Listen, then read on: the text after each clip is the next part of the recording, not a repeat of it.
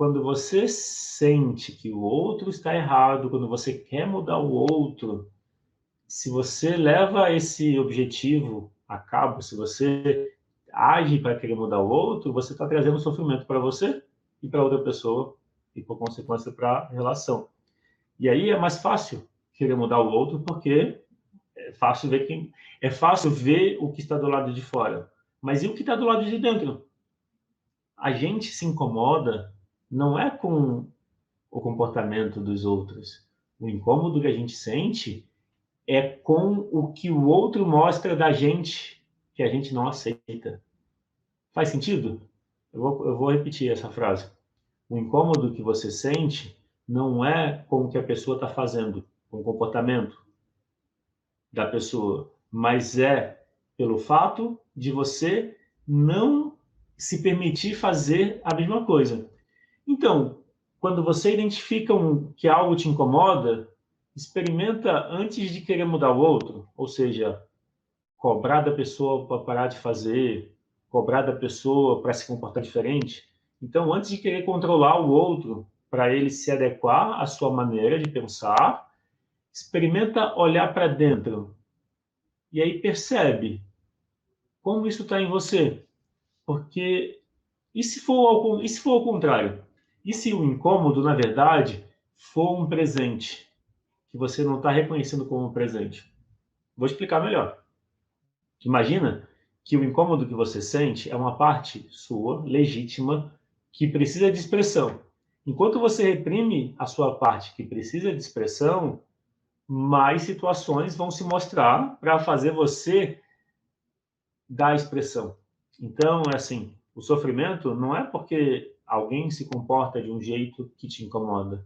Exemplo, se você se incomoda com pessoas que falam alto, que são muito expressivas, muito comunicativas, o que isso fala de você?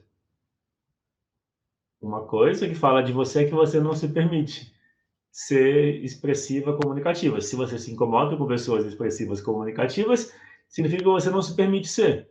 Então, é provável que você se adaptou às pessoas, você se adaptou aos seus pais. É provável que eles foram mais repressores.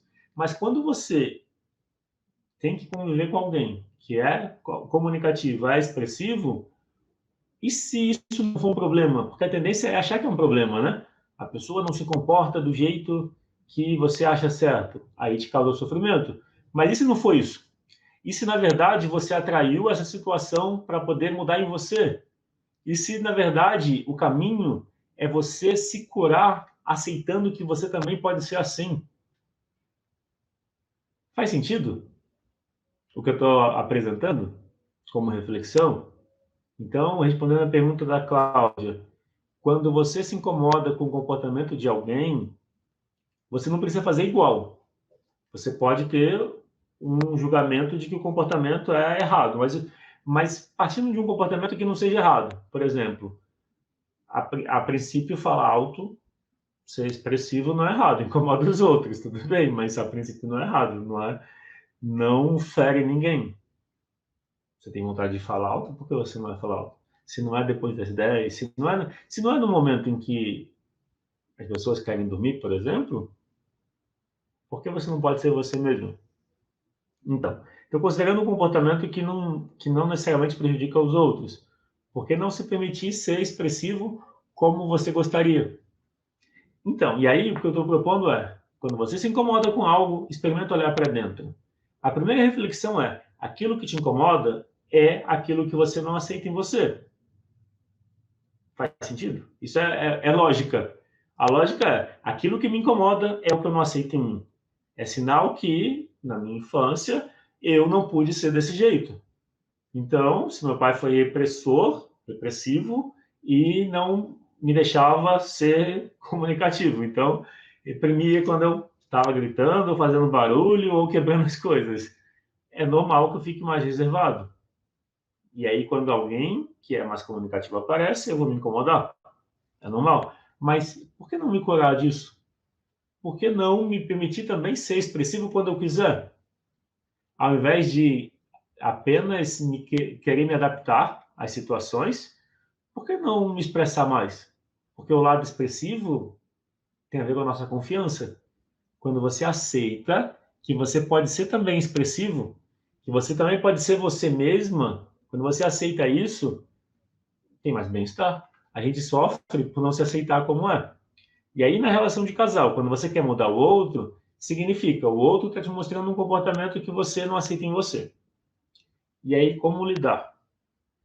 Então, de novo, eu estou apresentando um olhar que é assim: você não precisa aceitar todas as coisas, mas aquelas coisas que te incomodam e que você já tentou mudar na outra pessoa e não consegue, experimenta tentar dessa forma que eu estou propondo. Não estou apresentando uma regra que vai servir para todas as situações, mas o que eu estou dizendo é: você está numa relação de casal, a outra pessoa tem comportamentos que te incomodam. Você continua na relação e continua se incomodando. Quer mudar o outro e não consegue. Por que não experimentar aceitar em você aquilo que você não aceita no outro? Pode ser um caminho.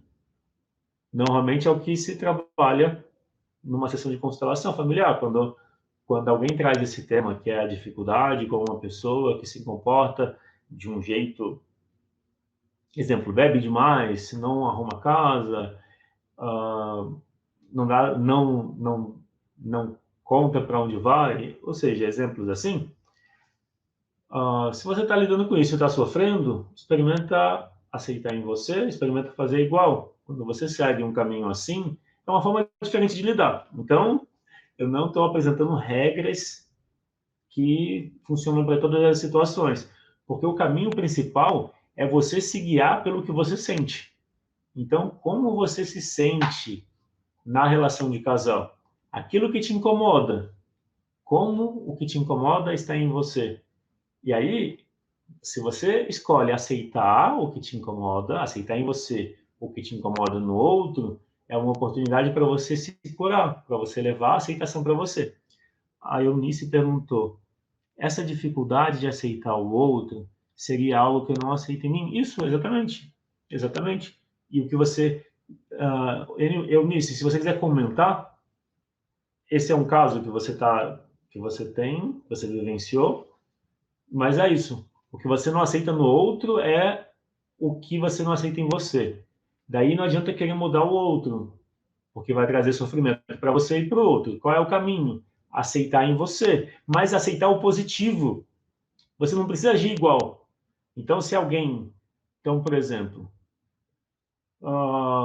geralmente quem tem casos de alcoolismo na família, que o pai, tio, irmão, etc., pessoas da família foram alcoólatras, tem, vamos dizer, uma grande possibilidade de se relacionar com alguém que também é alcoólatra. Por que será que essas coisas acontecem com alguma frequência? De novo, não estou falando de uma regra, mas é algo bem frequente. Então, quando numa sessão de constelação, a cliente traz essa questão de o namorado ou o marido é alcoólatra. Quando a cliente traz essa questão, normalmente ela fala também que o pai, o tio, o irmão, que outras pessoas da família foram alcoólatras. Por que será que alguém que acaba se relacionando com alguém é alcoólatra? Será que não existe algo para se curar em si, para mudar em si? Então, é esse o olhar que eu estou trazendo. Geralmente, por trás do alcoolismo, tem pessoas excluídas na família, pessoas que não são vistas, destinos difíceis, tem tristeza, tem sofrimento. Então, onde você muda? Dentro de você. Quer ajudar o outro? Então, trabalhe dentro de você a sua tristeza.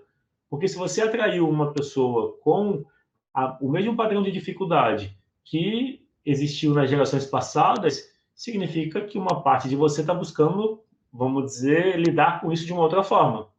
E aí, qual é a outra forma de lidar com essas dificuldades? Fazendo a mudança em você.